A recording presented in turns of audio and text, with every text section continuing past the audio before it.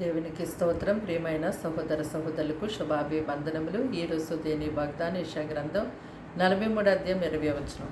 నేను ఏర్పరచుకొనిన ప్రజలు త్రాగుటకు అరణ్యములో నీళ్లు పుట్టించుచున్నాను, ఎడారిలో నదులు కలుగు చేయుచున్నాను. చూడండి, యెహోవాను దేవుడుగా గల జనులందరూ కూడా ధన్యులు. ఎందుకంటే ప్రభువుని ఆరాధిస్తూ ఆయన మార్గంలో నడుస్తున్నటువంటి వారందరికీ ఆయన ఏం కావాలి, ఎంత కావాలి, ఎలా ఇవ్వాలి, ఏ సమయంలో ఇవ్వాలనేది దేవునికి బాగా తెలుసు. మరి దేవుణ్ణి ప్రేమించే వారికి, అంటే ఆయన ఏర్పరచుకున్నటువంటి వారందరికీ కూడా ఆయన మేలు కలగటం కొరకు అన్నీ కూడా సమస్తము సమకూర్చి జరిగిస్తాడు.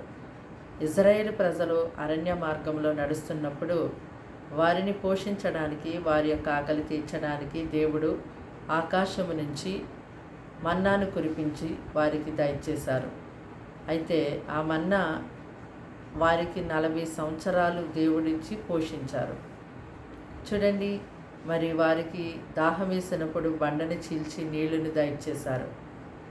ఇజ్రాయేలు ప్రజల్ని దేవుడు ఎంతో ఏర్పరచుకున్నారు కనుక వారి యొక్క ఆకలి విషయంలో, వారి దాహం విషయంలో వారికి ఇంకా అనేక రీతులుగా ఆయన సహాయకుడిగా ఉండి గొప్పగా నడిపించారు, పోషించారు, సహాయం చేశారు. అలాగుననే ఆయనను వెంబడిస్తున్నటువంటి మీరు కూడా ఎన్నో ఇరుకులు, ఇబ్బందులు, సమస్యలతో సతమతమవుతూ ఉన్నారేమో. మీరు ఆయన చేత ఏర్పరచబడ్డారు కనుక మీకు తప్పకుండా దేవుడు సహాయం చేస్తాడు. సింహపు పిల్లలు లేమి కలవై ఆకలి కొంటాయేమో, కానీ ఆయనను ఆశ్రయించే వారికి ఏ మేలు కొదువ ఉండదు.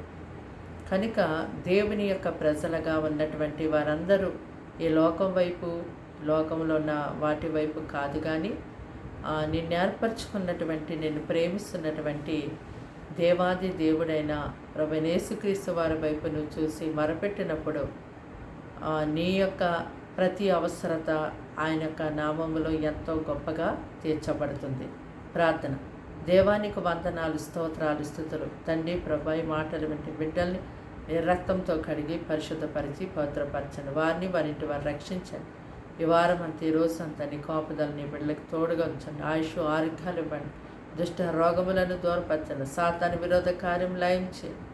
ఎంతో పరిశుద్ధ ఆత్మశక్తి సంపన్నతనైన అయ్యా తండ్రి, ప్రజలకు మీరు గొప్పగా దయచేసి దీవించమని యేసు నామములో ప్రార్థన సమర్పించి అడిగి వేడుకుంటున్నాం తండ్రి.